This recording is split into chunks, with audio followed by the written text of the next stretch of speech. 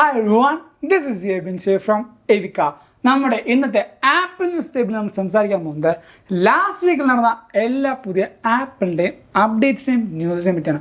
അതേപോലെ നമ്മുടെ ഈ ഒരു ന്യൂസിൽ കുറച്ചധികം ഇൻട്രസ്റ്റിംഗ് ആയ കാര്യങ്ങളും നിങ്ങൾക്കായിട്ട് വെയിറ്റ് ചെയ്യുന്നുണ്ട്. സോ ഈ ഒരു വീഡിയോ നിങ്ങൾ എന്തായാലും ഫുള്ളായിട്ട് കാണാൻ നോക്കുക. ആൻഡ് ഞാൻ ഈ ഒരു ന്യൂസ് തൊട്ട് നമ്മുടെ ഈ പറഞ്ഞ iPhone 6s ഇങ്ങനെ വെച്ചിട്ട് ന്യൂസ് നോക്കി പറയാമെന്ന് വെച്ചു. കാരണം എനിക്ക് ഭയങ്കര ഇഷ്ടമാണ് ഈ ഫോൺ. എന്ത് ഹാൻഡിയാണ്, സ്ലിമ്മാണ്, സ്ലീക്കാണ്. സംഭവം ശരിയാണ്, നമുക്ക് ഗൂഗിൾ പേയും കാര്യമൊന്നും കിട്ടില്ല. എന്നാലും ഈ ഒരു ഫോണില്ലേ, ഈ ഒരു ഫോൺ പിടിക്കുമ്പോൾ ഒരു ഫീലുണ്ട്, അത് ഏത് ഫോൺ പിടിച്ചാലും കിട്ടില്ല. അത് ഈ ഒരു പ്രൊഡക്റ്റിന് എനിക്ക് തോന്നുന്നു നമ്മുടെ ക്യാപ്റ്റൻ അമേരിക്ക ഇല്ലേ, സ്റ്റീവ്, പുള്ളിക്കാരൻ്റെ പേരെന്തായിരുന്നു, ഹെൻറി കാവിലല്ല, പേര് മറന്നുപോയി. പുള്ളിക്കാരൻ്റെ ഏറ്റവും ഫേവറേറ്റ് ആയിട്ടുള്ള ഫോണായിരുന്നു iPhone 6s. പക്ഷേ ഇതിൽ ഗൂഗിൾ പേയും അങ്ങനെ പേയ്മെൻറ്റ് സർവീസും ബാക്കി കാര്യങ്ങൾക്കൊക്കെ കൂടുതൽ iOS 17 എന്ന് പറഞ്ഞ ഫീച്ചർ അല്ലെങ്കിൽ ആ ഒരു അപ്ഡേഷൻ കിട്ടുന്ന ഫോണെ യൂസ് ചെയ്യാൻ പറ്റുള്ളൂ എന്ന് വന്നുകൊണ്ടാണ് iPhone 6s പുള്ളിക്കാരൻ മാറ്റിയത്. എന്നിട്ടാണ് എനിക്ക് തോന്നുന്നത് ഇപ്പോൾ 15 പ്രോയോ പ്രോ മാക്സോ എന്തോ എടുത്തത്. അവർക്ക് പോലും ഏറ്റവും ഇഷ്ടപ്പെട്ടൊരു ഫോണാണ് ഈ പറഞ്ഞ iPhone 6s എന്ന് പറഞ്ഞാൽ. നിങ്ങളുടെ ഏറ്റവും ഇഷ്ടപ്പെട്ടുള്ള ഫോൺ നമ്മുടെ വീഡിയോ തൊട്ട് താഴത്ത് കമൻറ്റ് ചെയ്യുക. ഇനി നമ്മുടെ ഈ പറഞ്ഞ ന്യൂസിൻ്റെ കാര്യങ്ങൾ സംസാരിക്കാം. ഏറ്റവും ആദ്യത്തെ ന്യൂസ് എന്ന് പറഞ്ഞാൽ എയർപോഡ്സ് പ്രോവിൻ്റെ 2nd ജനറേഷന് ഒരു പുതിയ ഫേംവെയർ അപ്ഡേഷൻ വന്നിട്ടുണ്ട്. അതിൽ കുറേയധികം നല്ല മാറ്റങ്ങൾ, അതായത് കുറച്ചുകൂടെ ക്ലിയർ ആയിട്ടുള്ള ഓഡിയോ ക്യാൻസലേഷൻ ബെറ്റർ ആയിട്ടുണ്ട്, ട്രാൻസ്പെറൻസി കുറച്ചുകൂടെ ബെറ്റർ ആയിട്ടുണ്ട്. സോ നിങ്ങൾക്ക് ഈ പറയുന്ന എയർപോഡ്സ് പ്രോ 2nd ജനറേഷൻ ഉണ്ടെങ്കിൽ അപ്ഡേറ്റ് ചെയ്യുക. ഇത് നമ്മുടെ ഐഫോണും മാക്ബുക്കൊക്കെ അപ്ഡേറ്റ് ചെയ്യുന്ന പോലെ ഫോഴ്സ്ഫുള്ളി അപ്ഡേറ്റ് ചെയ്യാൻ പറ്റില്ല. അതിന് നമ്മുടെ ഫോണിൻ്റെ അടുത്ത് ഈ പറഞ്ഞ എയർപോഡ്സ് കൊണ്ടുവന്ന് വെച്ചാൽ മാത്രം മതി. ഓട്ടോമാറ്റിക്കലി അതിൻ്റെ ഫേംവെയർ പതുക്കെ അപ്ഡേറ്റ് ആയിക്കോളും. രണ്ടാമത്തെ ന്യൂസ് എന്ന് പറഞ്ഞാൽ ഒരു പേഴ്സണൽ കാര്യമാണ് എൻ്റെ. കാരണം നമ്മുടെ WWDC 2024 ഈ വരുന്ന ജൂൺ 10 വരാൻ പോവാം. അതിനെ സംബന്ധിച്ച് അല്ലെങ്കിൽ അതിനെ ബേസ് ചെയ്ത് നമ്മളൊരു പരിപാടി പ്ലാൻ ചെയ്യുന്നുണ്ട്. വേറൊന്നുമല്ല, നമ്മുടെ എല്ലാ ആപ്പിൾ യൂസേഴ്സിനുള്ള ഒരു പേഴ്സണൽ കാര്യമായിരിക്കും മെമ്മോജി എന്ന് പറയുന്നത്. നമ്മുടെ തന്നെ ഫേസ് വെച്ച് നമ്മുടെ ആ ഒരു അവതാരം ഉണ്ടാക്കുന്ന ആ ഒരു കാര്യം മെമ്മോജി.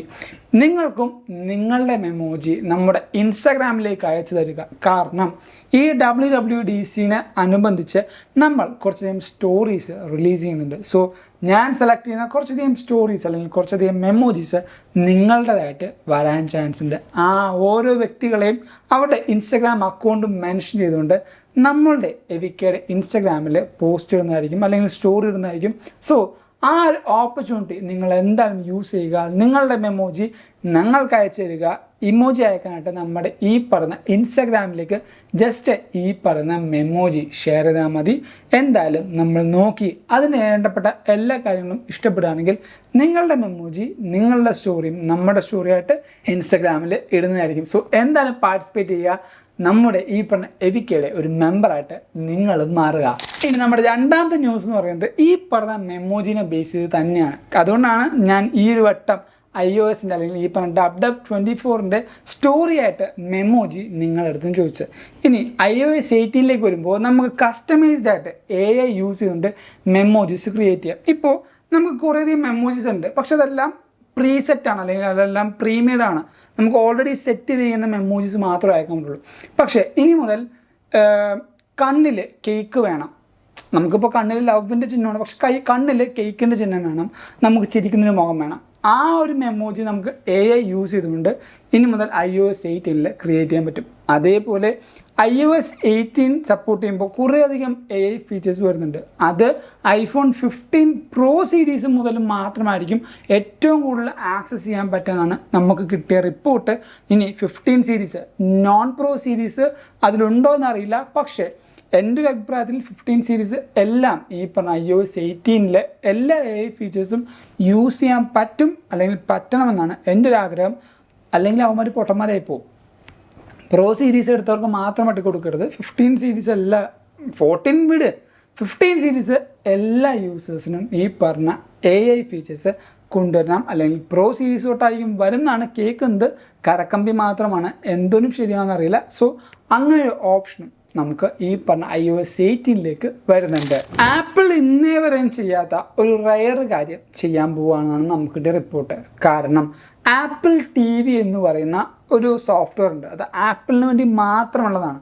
Apple news, apple music, apple TV ഇതൊക്കെ ആപ്പിളിൻ്റെ പ്ലാറ്റ്ഫോം അല്ലെങ്കിൽ ആപ്പിളിൻ്റെ സോഫ്റ്റ്വെയർ യൂസ് ചെയ്യുന്ന ഈ പറഞ്ഞ സംഭവങ്ങൾക്ക് മാത്രമാണ് കൊടുത്തിരിക്കുന്നത്. പക്ഷേ ആപ്പിൾ TV ആൻഡ്രോയിഡിലേക്ക് ലോഞ്ച് ചെയ്യാനൊരു പ്ലാൻ ചെയ്യുന്നുണ്ടാണ് നമുക്ക് കിട്ടിയ റിപ്പോർട്ട്. അങ്ങനെയാണെങ്കിൽ ആപ്പിൾ ഒരു കോർപ്പറേറ്റ് ആണ്. ആപ്പിളിന് എപ്പോഴും കുറേ പ്രോഫിറ്റ് നേടണം എന്നാണ് ഏറ്റവും ആദ്യത്തെ അവരുടെ എയിം.